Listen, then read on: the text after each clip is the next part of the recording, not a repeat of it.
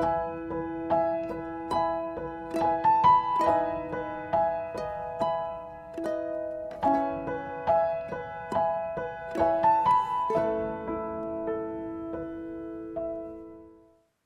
mari kita sama-sama berdoa untuk firman Tuhan. Bapa, kami mengucap syukur buat malam hari ini untuk kesempatan kami beribadah kepada Tuhan. Dan kami mau belajar firman-Mu, biar firman-Mu menjadi kekuatan bagi kami pada masa-masa sulit, masa-masa perjuangan, masa-masa perubahan yang dahsyat hari-hari ini. Dalam nama Tuhan Yesus, kami siap untuk belajar firman Tuhan. Amin. Ya, shalom Bapak Ibu semuanya dari PD Victory Nasional, gitu ya. Mungkin ada tambahan kata nasional karena dari berbagai kota yang hadir. Ya, terima kasih Bu Eli dan tim dari Persatuan Doa Victory memberi saya kesempatan sekali lagi untuk menyampaikan firman Tuhan di persekutuan doa hari ini, ya. Kita akan belajar, temanya adalah roh yang luar biasa, atau kalau saya berikan tema di slide saya nanti, extraordinary spirit, roh yang luar biasa. Kenapa demikian? Karena hari-hari ini adalah hari-hari yang memang luar biasa, ya. Keadaannya tidak biasa atau istilahnya tidak normal. Nah, untuk keadaan yang tidak normal ini, kita butuh roh yang luar biasa. 4-5 tahun lalu, tema seminar dalam dunia sekuler ya, itu Millennial Kills Everything. Ada daftar produk industri bisnis yang akan mati, bangkrut, karena digitalisasi yang terlalu cepat. Proses digitalisasi melebihi revolusi sehingga digunakan kata shifting. Lalu COVID datang.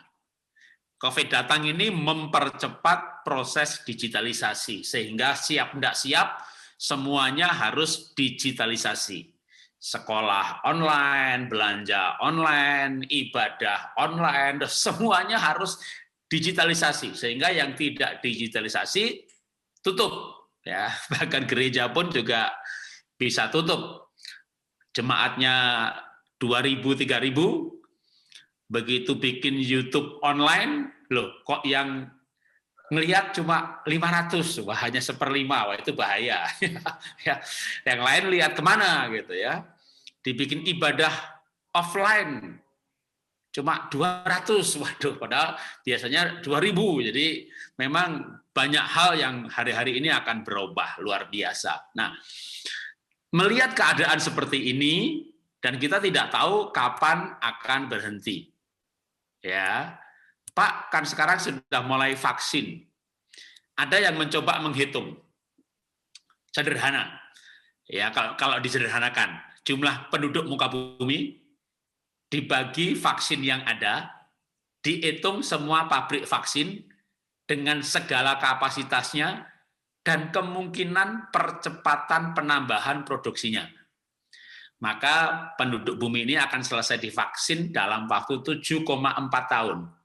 Jadi saya tidak berani memberikan harapan yang terlalu optimis buat bagi Bapak Ibu bahwa tahun ini selesai, tahun depan selesai. Selesai apanya, saudara? Vaksin itu digilir. Petugas medis dulu, nanti ini dulu, kecuali yang punya uang ya. Anda bisa terbang ke Singapura, ke Amerika, pilih vaksin merek yang baik ya. Kalau yang dari pemerintah ya jangan ada yang masuk ke sosmed ya, menolak di vaksin merek ini, maunya merek itu. Ya kalau mau milih vaksin ya bayar sendiri ya, tapi itu pun tidak akan cepat. Tapi Bapak Ibu nggak perlu khawatir ya, kalau kita punya roh yang luar biasa, karena roh yang luar biasa itu mengalahkan segalanya, apalagi cuma virus gitu ya. Kalau virus masuk tubuh kita, virusnya yang mati. Karena apa? Karena kita punya sistem imun yang kuat sekali gitu. Jadi memang hari-hari ini butuh sesuatu yang tidak biasa yang luar biasa karena kondisinya tidak biasa. Jadi butuh sesuatu yang luar biasa. Nah, bisa berbicara banyak hal ketika kita berbicara dampak daripada COVID ya. Nah, kenapa saya berikan tema extraordinary spirit? Terus gambarnya itu kenapa singa, Pak? Ya, karena ada ayat tentang singa. Amsal 30 ayat 30. Singa itu yang terkuat di antara binatang, yang tidak mundur terhadap apapun. Wah, hari-hari ini emang kita nggak boleh mundur ya, mundur pelayanan jangan, mundur pengharapan jangan gitu ya. Ya emang ayatnya singa Pak, tapi kok gambarnya singa yang ini gitu ya, karena gambar yang ini saya yang membuat sendiri gitu ya. Nanti aku cerita ya kenapa demikian ya. Oke. Lalu ada cerita mengenai tadi kan singa itu nggak pernah mundur gitu ya terhadap apapun gitu ya. Sebenarnya ya pernah sih gitu ya. Dia mundur terhadap Daniel. Ya, kan ceritanya Daniel itu dimasukkan ke gua singa. Dan singanya tidak ada yang membunuh Daniel. Kenapa? Karena Daniel pasal 6 ayat 4 itu mengatakan Daniel ini mempunyai roh yang luar biasa. Dan raja bermaksud untuk menempatkannya atas seluruh kerajaannya. Ini masih akan menempatkan. Tapi kalau dibaca sendiri nanti kisahnya selanjutnya, itu bukan akan. Ya, akhirnya betul-betul Daniel ditempatkan di bawah raja langsung untuk membawai raja-raja kecil seluruh wilayah jajahannya. Jadi zaman sekarang ini menjadi kayak Perdana Menteri di bawah raja. Kenapa Daniel sukses luar biasa? Karena punya partai? Enggak. Karena nyumbang? Enggak punya duit. Ya, karena punya roh yang luar biasa. Pak Jarod itu kan dongeng zaman dulu, Pak. Apa hubungannya, Pak, dengan kita zaman sekarang? Nah, ada hubungannya. 1 Yohanes 4 ayat 4. Kamu berasal dari Allah, anak-anakku, dan kamu telah mengalahkan nabi-nabi palsu itu. Sebab roh yang ada di dalam kamu lebih besar daripada roh yang ada di dalam dunia. Jadi pada waktu kita menerima Yesus sebagai Tuhan dan Juru Selamat pribadi, Efesus 1:13, kita dimeteraikan dengan Roh Kudus. Meterainya di mana? Di jidat kita, sehingga COVID takut gitu? Enggak. Ya. COVID nggak takut sama orang Kristen, orang penuh Roh Kudus, dia akan masuk ke siapa saja. Cuma orang yang penuh Roh Kudus, penuh sukacita, damai sejahtera, cinta kasih, wah itu imunnya kuat sekali ya. Bisa kena, ya Pak Roni Daud kena, Pak Arifin kena, tapi kan sembuh, ya kan. Saya kan sistem imunnya kuat. Wah waktu Pak Arifin kena COVID itu saya sempat mikir loh, wah beliau kan umur cukup, ada diabetes lagi, wih malah 5 hari keluar dari rumah sakit, dahsyat ya. Jadi wah. Roh yang luar biasa itu adanya di mana? Ya, Roma berkata, roh itu bersaksi bersama roh kita. Berarti meterai Roh Kudus itu ada di dalam roh kita. Oleh roh itu kita berseru ya Aba, ya Bapa. Jadi berita baiknya adalah roh yang ada di dalam Daniel itu juga ada di dalam kita. Saya punya itu yang Daniel punya, Bapak Ibu juga punya. Selama memenuhi Efesus 1:13, yaitu sudah dilahirkan kembali, percaya Injil keselamatan. Nah, jadi kita mestinya juga menjadi orang-orang yang lebih daripada pemenang. Nah, sekarang kita masuk hal praktis. Roh yang luar biasa itu roh yang kayak apa sih? Ya, kan roh itu juga sikap. Nah, di antaranya gitu ya, sikap terhadap pencobaan. Sikap terhadap ujian. Karena saya percaya hari-hari ini akan membawa orang pada macam-macam ujian. Macam-macam ujian akan terjadi. Kenapa? Karena pergolaannya terlalu dahsyat akibat dari COVID ini. Istri saya ada sekolah namanya Happy Holy Kid. Kita cabangnya di Indonesia ada 66. Tiba-tiba sekolah dari rumah.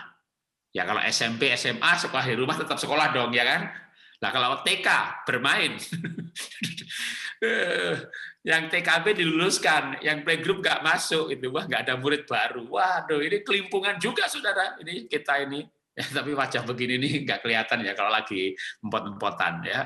Mungkin di persekutuan doa yang sebelumnya atau dengan yang lain, tapi dari Surabaya juga, saya lupa yang mana, saya juga bersaksi bahwa akhir 2019 perusahaan saya, IFA Dasyat, bangkrut. Dan ruginya lebih dari 100 miliar. Jadi ini wajah kayak begini nih habis rugi banyak, saudara. dan tetap bersuka cita bukan karena tabungannya masih banyak. Habis, saudara, habis. Sampai waktu itu mau menyelesaikan anak kuliah aja, saya jual mobil. Lalu sekarang ini kalau mungkin Bapak Ibu ada yang lihat Instagram saya beberapa hari lalu, tapi saya sudah hapus, kan ada saya post,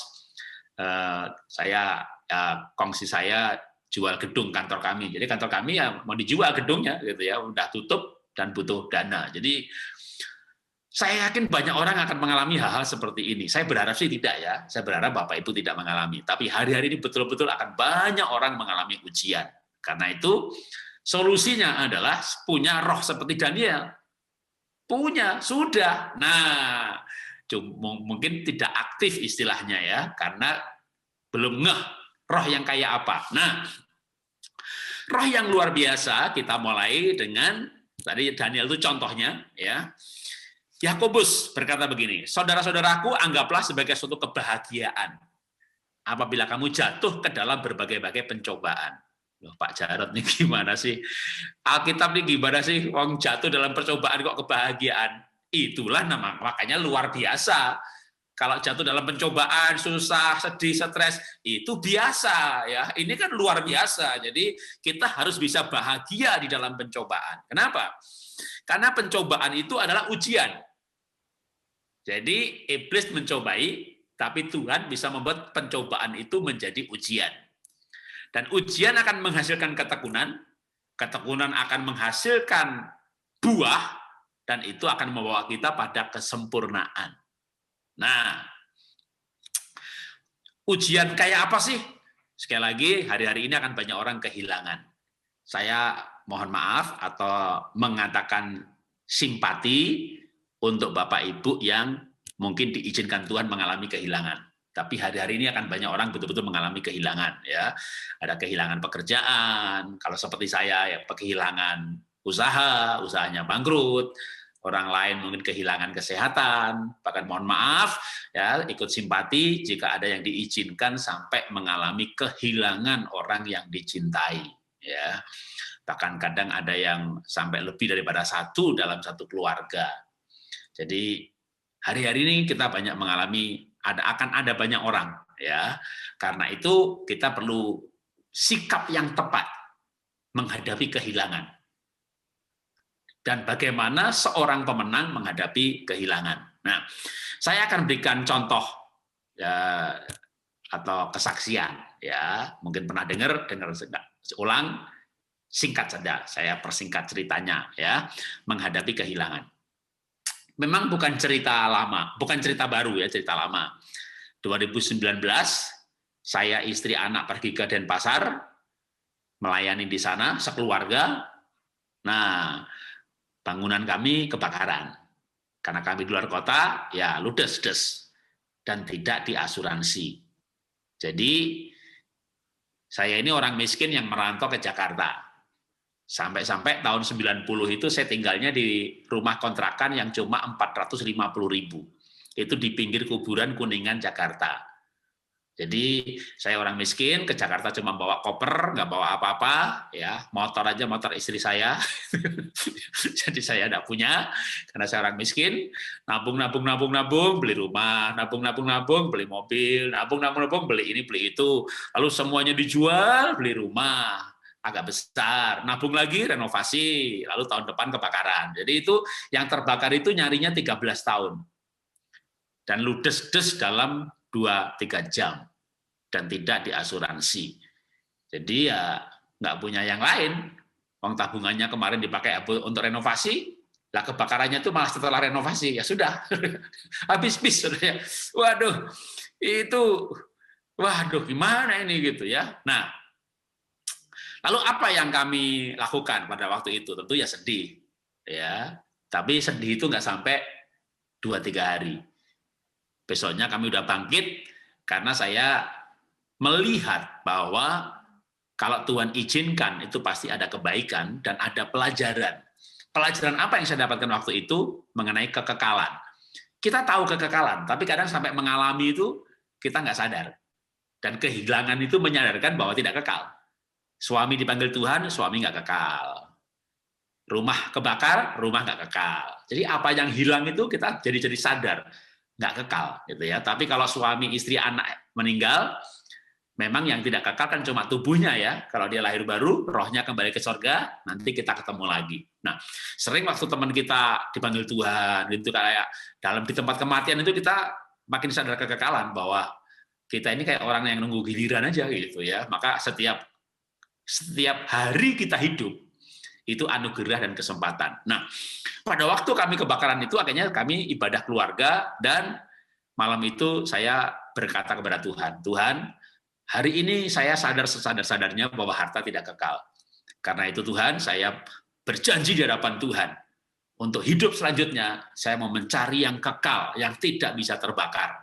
Saudara berubah karena pengaruh saya, itu buah pelayanan. Ya. Saudara belum lahir baru, lalu dengar firman Tuhan, yang saya sampaikan, terima Yesus, supaya punya roh yang seperti Daniel, Anda lahir baru karena pengaruh saya, itu buah kerajaan. Saya berubah, itu buah roh. Inilah buah yang kekal. Jadi ketika saya ke rumahnya habis, saya malah komitmen melayani. Tiba-tiba saya mendapat semacam penglihatan, kalau dalam bahasa orang karismatik. Ya, tapi saya nggak berani berkata itu penglihatan. Anggap aja fantasi atau imajinasi. Ya. Dalam imajinasi saya itu, Tuhan mengumpulkan para malaikatnya. Kumpul, lihat di bumi ada orang lulus ujian.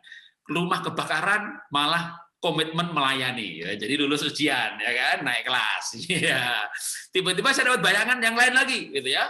Ada orang ini rugi nggak sampai miliaran kayak saya ludes begitu ya. Ya mungkin rugi ketipu barang hilang 10 juta, sakit ya cuma sakit kecil, mengalami masalah gitu ya. Wah, bukan komitmen melayani, malah mundur dari pelayanan. Buat apa dong saya melayani kalau saya mengalami ini juga? Buat kalau itu apa bedanya yang melayani sama enggak? Kalau sama-sama sakit, ya udah mundur aja dari pelayanan, gitu ya. Mengeluh, ngomel, komplain sama Tuhan, marah sama Tuhan, kecewa sama Tuhan. Akhirnya Tuhan juga kumpulkan malaikatnya, kumpul. Ada apa Tuhan? Lihat di bumi ada orang gagal ujian. Lalu karena gagal ujian, malaikatnya tanya sama Tuhan, Tuhan kalau gitu apa yang harus saya lakukan?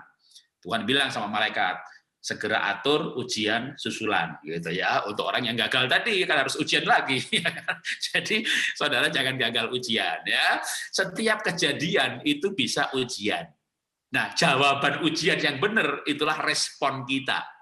Respon kita itulah jawaban. Nah, orang yang punya roh yang luar biasa, responnya selalu benar. Sebagai contoh, Sadrah, Mesakh, Abednego. Sudah hidup benar, melayani benar, wah malah diancam mau dibakar. Responnya gimana? Dia takut supaya nggak dibakar, lalu mencoba berhikmat dalam tanda petik nyembah patung? Enggak. Sadrah, Mesakh, Abednego berkata begini, kalau Tuhan yang saya sembah sanggup tolong saya, dia akan tolong saya.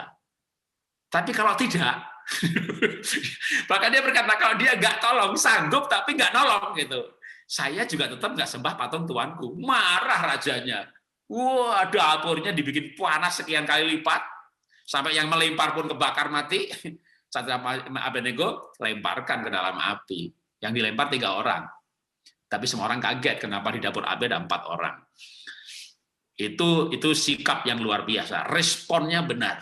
Nah, karena itu kita perlu memiliki respon hari-hari ini terhadap apapun yang Tuhan izinkan terjadi melalui COVID dan segala akibatnya. Ya. Penderitaan adalah ujian sekolah kehidupan. Respon kita adalah jawabannya. Respon yang tepat membuat kita naik kelas, ya, naik kelas rohani, naik kelas sosial dan seterusnya. Kalau tadi saya bilang saya pernah kebakaran, saya juga pernah singgung tadi ya, saya bangkrut. Jadi IFA itu yang usaha saya dirikan tahun 92, itu bangkrut di tahun 2019. Dan itu betul-betul di luar perkiraan saya. Karena Kalau Bapak Ibu kenal IVA, ya MLM IVA Dahsyat, kami sempat punya pegawai 300-an. Kalau pabrik pegawainya 300 itu gajinya murah kan, buruh itu pabrik itu kan gajinya mungkin UMR ya yang mayoritas. Nah, kami kan trading. Jadi kalau 300 orang itu ada manajer produk, ada motivator, ada orang-orang yang gajinya bisa 4-5 kali UMR. Maka begitu bangkrut itu pesangon kita itu lebih dari 15 miliar, Saudara ya, hanya untuk pesangon mereka semuanya. Belum lagi tagihan yang barang kami pesen, kalau kami tutup kan tetap harus dibayar. Jadi begitu tutup itu barang di gudang itu lebih dari 100 miliar. Karena kami punya stokis itu di 230 kabupaten. Ya, seluruh provinsi di Indonesia ada stokis dari IVA, member kami 500.000. Jadi kalau tutup poin 10% aja, ya omset bulan itu 50 miliar. Kira-kira kan begitu ya. Kalau Anda punya toko omsetnya 100 juta atau 10 juta gampangnya, barang di toko berapa banyak?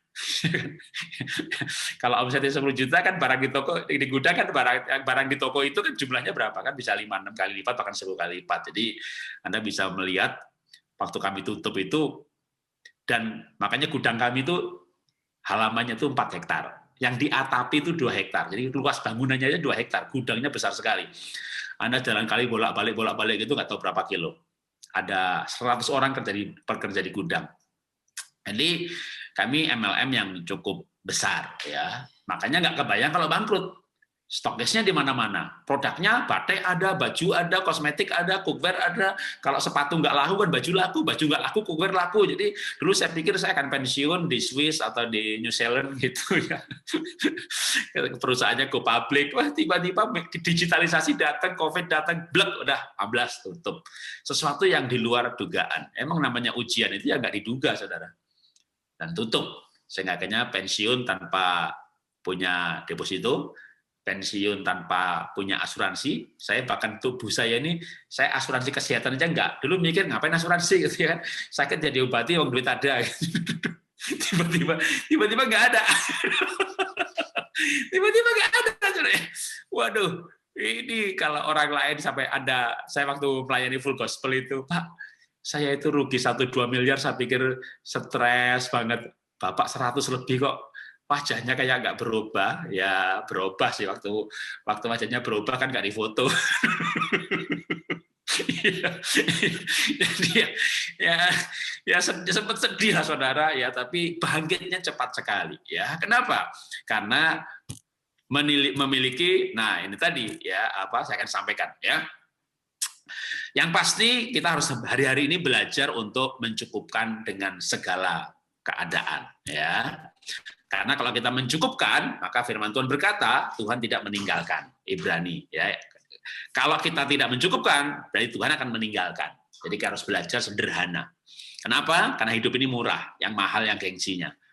Kalau Anda gengsi minum kopi tubruk, ya minum di kafe, kopi 40.000, 50.000. Tapi kalau nggak gengsi, rasanya sama, beli kopi tubruk Aceh, kopi Bali, kopi Toraja, itu kan cuma 40.000 dapat 200 gram.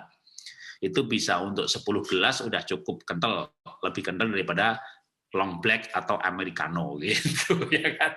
Tapi kan ya nggak gengsi dong Pak minumnya kopi tubruk, ya bisa diakali sih, beli aja gelas Starbucks diisi kopi tubruk. Jadi hidup ini murah Saudara, yang mahal itu gengsinya. Anda mau pakai batik sutra ya 4 juta. Tapi kalau beli di Solo itu ada Pasar Klewer, kalau Jakarta ada Tanah Abang, ini batik kayak begini nih, Saudara ya. Saya tinggi sedikit, iya, atau ini saya turun sedikit, iya. Ini nggak perlu 4 juta, Saudara, ya. 1 juta dapat 5. Buat nge-zoom keren juga ya. Anda bilang nggak keren, aku nggak mau lagi diundang. Jadi hidup ini murah kan Saudara. Yang mahal itu gengsinya. Jadi sebenarnya kalau kita tuh nggak gengsi, hidup ini murah. Ya kalau Anda diberkati berlimpah-limpah, nggak kena dampak COVID karena ada jualan desinfektan, apotek, jualan suplemen, vitamin, yang punya Zoom, ya hari-hari ini nggak perlu hidup sederhana ya. Tapi kita harus menyiapkan diri untuk hal itu. Karena naik kelas itu gampang, turun kelas itu nggak gampang. Biasa pegang duit banyak, gitu ya. Gimana biasa puluhan juta, bahkan ratusan juta, tiba-tiba nggak ada gitu ya. Bagian kita belajar mencukupkan dengan yang ada. Nanti Tuhan akan memberikan kekuatan, pasti, karena Tuhan sudah berjanji, ya, aku tidak akan meninggalkan. Ya, aku tidak akan membiarkan. Kalau kita mencukupkan, Tuhan tidak meninggalkan, Tuhan tidak membiarkan. Artinya apa? Artinya Tuhan menyertai. Nanti saya akan akhiri dengan kesaksian kalau Tuhan menyertai itu dampaknya bagaimana, gitu ya. Nanti di akhir sebentar ya.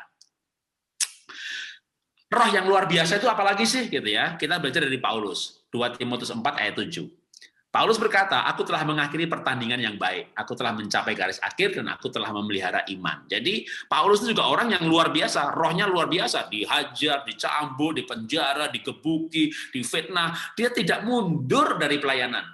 Makanya tadi saya mulai dengan Amsal tadi, dengan gambar singa tadi, ayatnya bahwa singa itu makhluk yang kuat, yang tidak pernah mundur dari apapun juga.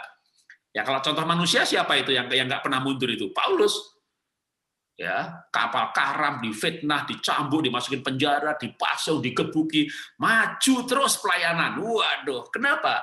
Karena dia tadi punya konsep hidup. Konsep hidupnya dia tulis bahwa hidup ini seperti pertandingan. Dan dalam ayat yang lain dia mengatakan sebenarnya seorang olahragawan atau pertandingan itu harus bermain sesuai peraturan. Kalau enggak dapat mahkota, ya, didiskualifikasi.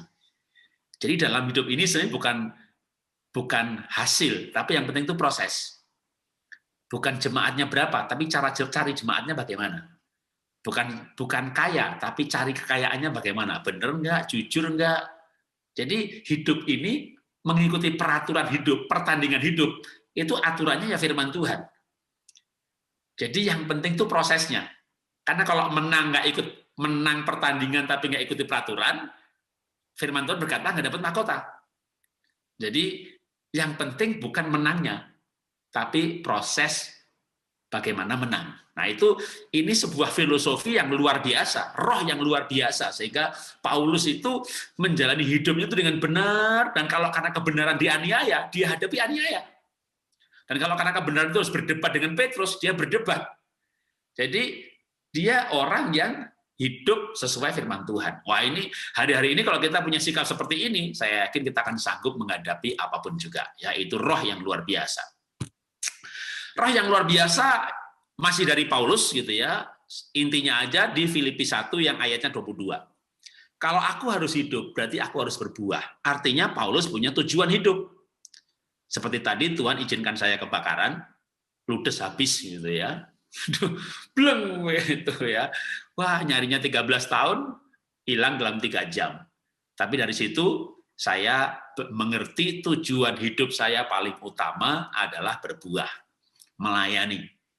Kerja ini supaya bisa makan. Kalau makan hidup melayani, gitu ya. Kerja berlimpah-limpah ya puji Tuhan, gitu ya. Bisa untuk membangun sekolah di pedalaman dan berbagai macam yang lain. Jadi tujuan hidup. Kalau hari ini kita nggak punya tujuan hidup, banyak orang, Bapak, kalau kebakaran kan cuma 2,5 miliar ludes, Pak. Lah itu yang bangkrut itu kan sampai 100 miliar lebih itu kok Bapak nggak stres. Kalau saya nggak punya tujuan hidup, mungkin saya stroke loh. Tiba-tiba, dan bangkrut itu kan bukan cuma kata bangkrut ya. Proses bangkrut itu saudara, demo buruh, polisi datang, serikat buruh datang, anggota DPR datang. Ini prosesnya itu 12 bulan lebih. Dan ketika omset mulai lebih kecil daripada bahkan dari operasional. Tadi saya bilang punya pegawai di atas 200, operasional itu lebih daripada 3 miliar. Jadi gaji seluruh karyawan, listrik segala macam itu gitu ya. Itu omset ada nggak ada. Nah, omset dari 50 lalu turun sampai akhirnya lebih kecil daripada operasional. Dan ketika barang yang saya tidak bilang di gudang itu, barang saya itu kan ada kosmetik, ada baju segala macam, tas kulit. Kulit itu materialnya misalnya namanya kulit Korea gitu ya, itu ada umurnya. Atau kosmetik itu ada expired-nya. Nah, kalau misalnya lotion untuk muka expired, diapain dong? Dibuang. Maksudnya dikasih orang barang expired. Nanti kalau malah orang mukanya rusak gimana? Jadi yang expired itu dibuang. Gimana perasaan Anda atau Anda bisa menyelami perasaan saya kalau saya bilang sama pegawai, ya, minggu ini barang yang dibuang berapa? Ya, minggu ini 400 juta, Pak. Gitu. Nanti minggu depan, nah kalau minggu ini berapa? 300, Pak. Minggu demi minggu membuang barang expired. Itu minggu demi minggu. Nafasnya itu kayak, aduh, masih ada omset dikit-dikit, lumayan buat gaji, punya duit lagi, pesangon, punya duit lagi, kasih pesangon. Itu prosesnya lebih dari 12 bulan. Ditambah dengan demo, serikat buruh, segala macam. Jadi, waduh, makanya orang banyak yang quit ya, atau dipilotkan, atau lari dari tanggung jawab. Saya bilang sama kongsi saya, karena saya kongsian. Kita mendirikan perusahaan dengan mulia, kita akhiri dengan mulia. Kita mati sebagai orang yang mulia, kita hidup sebagai pemenang. Bangkrut, sukses, kaya, itu bukan yang utama. Yang utama bagaimana bermainnya. Jadi kita menghidupi apa yang kami ajarkan hari ini, ya, menjadi seorang pemenang. Karena punya tujuan hidup. Kalau nggak punya tujuan hidup, waduh, ya sudahlah. Saldo yang ada selamatkan dulu gitu ya. Ngapain cari pesangon gitu ya. Mendingan pakai aparat oknum atau apa untuk numpas buruh, pokoknya dikasih dari separuh yang seharusnya gitu ya. Nggak bisa. Ya, karena kalau kami tentu nggak bisa begitu ya. Paulus orang yang punya nilai hidup. Kalau hidup berarti harus berbuah. Nah, itu tujuan hidup, nilai hidup. Kalau mau diperpanjang lagi tambah dengan karakter. Itu akan menjadi kekuatan hidup yang menopang keberhasilan menjadi mulia. Jadi nilai hidup, tujuan hidup, waktu berhasil tidak sombong, waktu gagal tidak stres. Itulah yang membedakan orang di dalam Tuhan dan tidak, yaitu punya roh yang luar biasa. Oke, mungkin satu poin lagi, ya. Roh yang luar biasa yang diperlukan lagi hari-hari ini apa sih? Kita belajar yang terakhir dari Yakub. Yakub ini bekerja 7 tahun, tapi rasanya beberapa hari. Kenapa? Karena cinta. Jadi cinta itu termasuk luar biasa. Ya, saya beberapa waktu yang lalu ketemu dengan Dokter Elizabeth Subrata. Ya, dan saya lihat, wih, ini dokter umur udah 60 lebih, masih kayak orang umur 45 aja, awet muda, makanannya sehat terus gitu ya. Yang nulis buku mengenai rahasia umur panjang, istri dari Dokter Bunadi, mereka berdua suami istri melayani Tuhan. Lalu saya tanya sama Dokter Elizabeth Subrata, Bu, kan kita tahu nih hati gembira itu obat yang manjur. Ada nggak yang lebih manjur daripada gembira? Lalu dia bilang begini, gembira itu cuma endorfin. Wah, cuma. Wah, kitab itu berkata gembira itu obat manjur loh. Iya. Tapi kalau orang gembira itu, kenapa gembira jadi obat?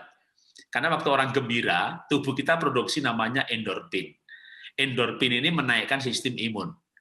Kalau orang ketakutan, takut kena COVID, begitu kena COVID takut mati. Nah, begitu takut maka sitokin. Maka pernah dengar istilah badai sitokin gitu ya. Sistem imun drop karena itu sitokin.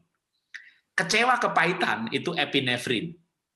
Ini bisa memicu kista kanker karena kecewa kepahitan. Nah, itu namanya epinefrin. Epinefrin ditambah sitokin, udah sistem imun habis. Nah, kalau gembira apa? Gembira itu endorfin. Kalau cinta kasih, waduh, itu dia. Makanya cinta kasih itu dahsyat banget. Karena cinta kasih itu lengkap. Kalau cinta kasihnya itu sayang anak, sayang papa, sayang mama, ya. Itu hormon kasih sayang, itu namanya melatonin.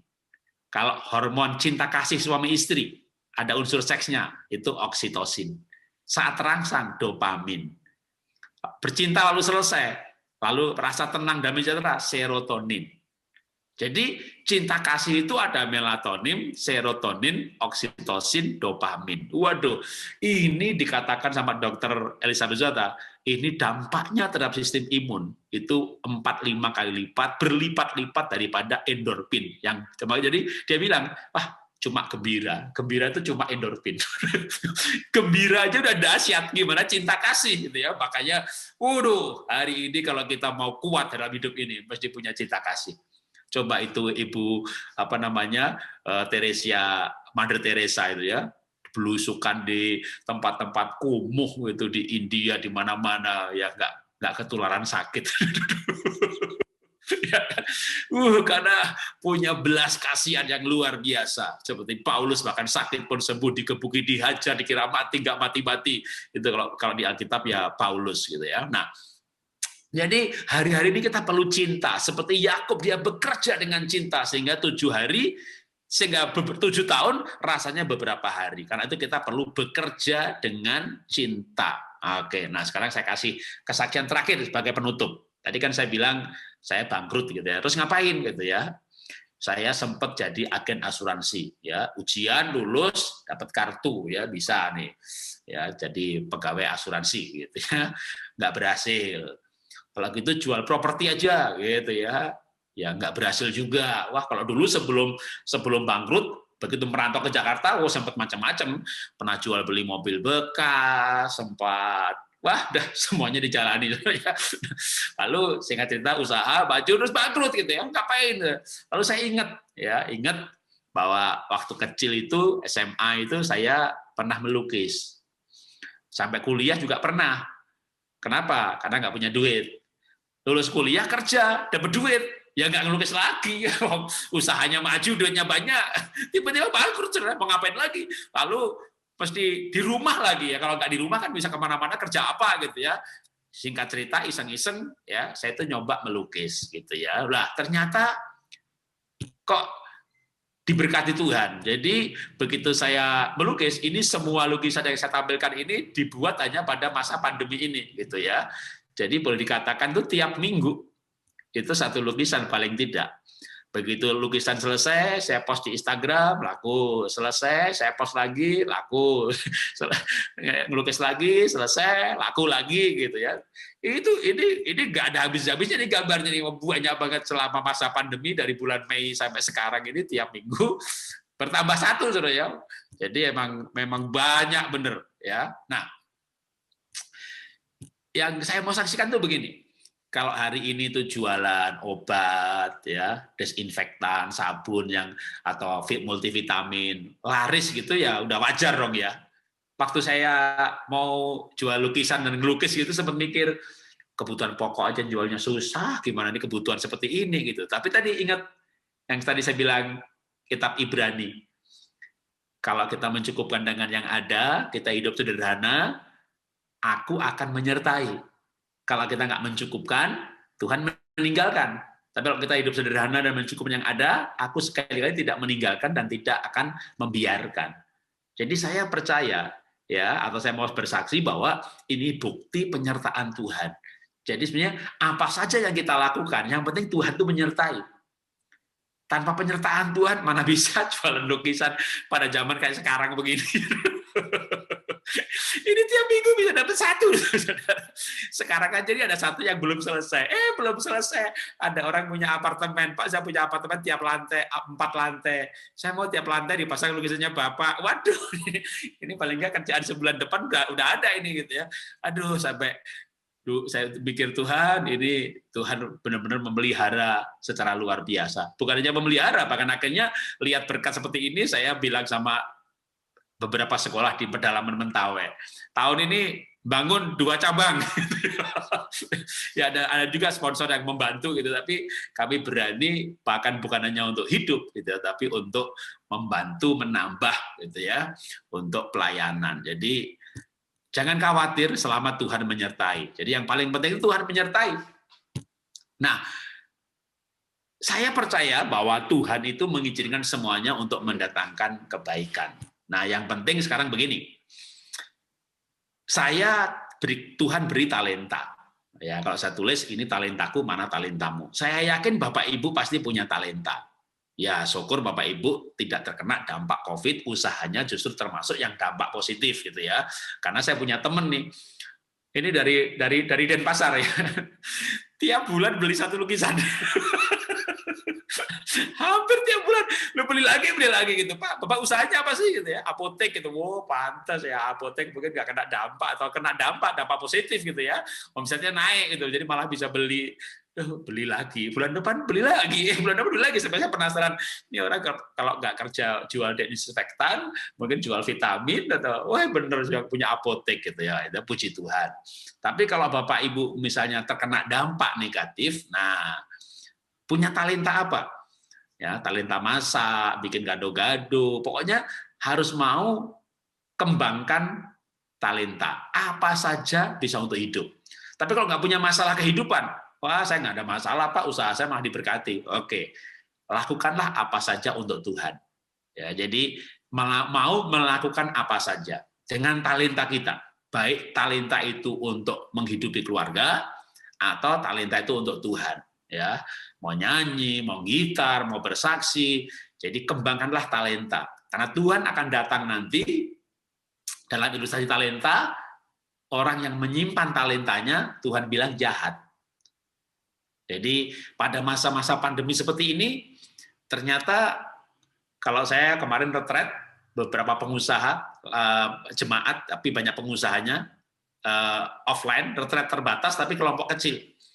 Lalu ada yang cerita, Pak, sekarang ini yang laku itu justru omset naik itu sepeda, alat-alat olahraga, dan juga alat-alat masak, karena orang kan nggak kemana-mana, jadi alat-alat hobi itu lakunya luar biasa. Oh, berarti udah bagus ya, banyak orang mengembangkan talentanya, ya, karena talenta itu harus dikembangkan, baik untuk hidup, atau kalau hidupnya nggak ada masalah, ya, kembangkanlah talenta untuk Tuhan.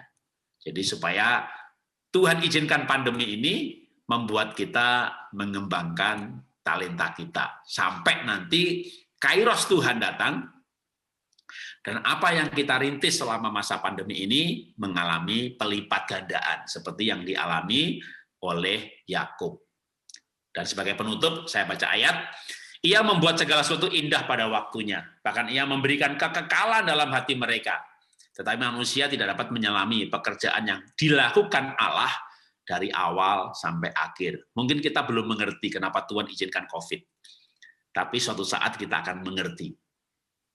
Kalau beberapa orang mungkin sudah mendapat hikmat hari ini, berarti sudah mengerti.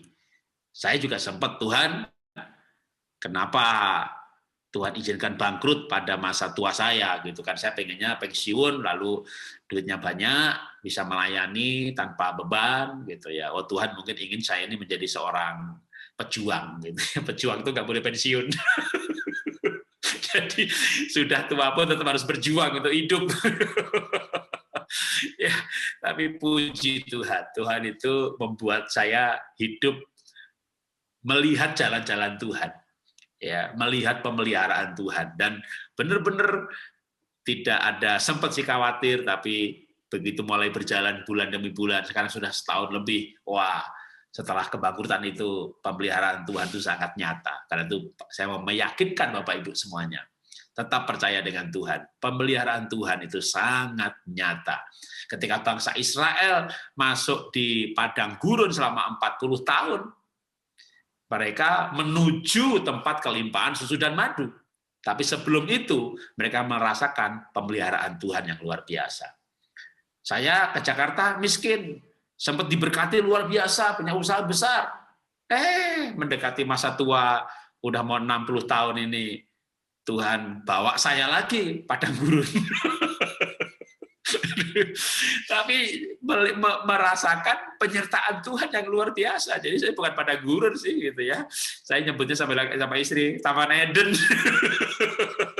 Kita masuk di Taman Eden, di mana kita merasakan pemeliharaan Tuhan yang luar biasa. Oke, mari kita berdoa. Bapa, kami mengucap syukur Tuhan. Apapun yang Tuhan izinkan terjadi, kami sempat shock, kami sempat kaget, kami sempat sedih, kami bahkan sempat stres, kami sempat khawatir, kami sempat bertanya-tanya kenapa dan kenapa. Tapi kami mengucap syukur Tuhan, tuntunan-Mu luar biasa. Firman-Mu membuat kami mengerti jalan-jalan-Mu. Hikmat dari firman-Mu membuat kami dewasa dalam kehidupan. Dan keadaan yang Tuhan izinkan membuat kami punya pengalaman bahwa Tuhan ada, Tuhan hidup, Tuhan mengerti kebutuhan kami, Tuhan memelihara kami waktu ke waktu sehingga kami menatap masa depan penuh harapan, dan menjalani kehidupan dengan damai sejahtera. Kami fokus melayani Tuhan, kami fokus berguna bagi sesama. Kami bukan fokus kepada masalah kami, karena masalah kami sudah ditangani oleh Tuhan, bersama dengan malaikat-malaikat yang menyertai kami, membuka jalan bagi kami, dan kami melihat jalan-jalan Tuhan. Terima kasih Tuhan untuk sekolah kehidupan yang boleh kami lalui, dan kami menikmati hidup ini bersama dengan Tuhan. Kami berharap Tuhan, umat-Mu juga boleh menangkap sebuah pelajaran, pembelajaran mengenai kehidupan ini hari ini. Dalam nama Tuhan Yesus kami sudah belajar firman-Mu. Amin. Ya, Tuhan memberkati.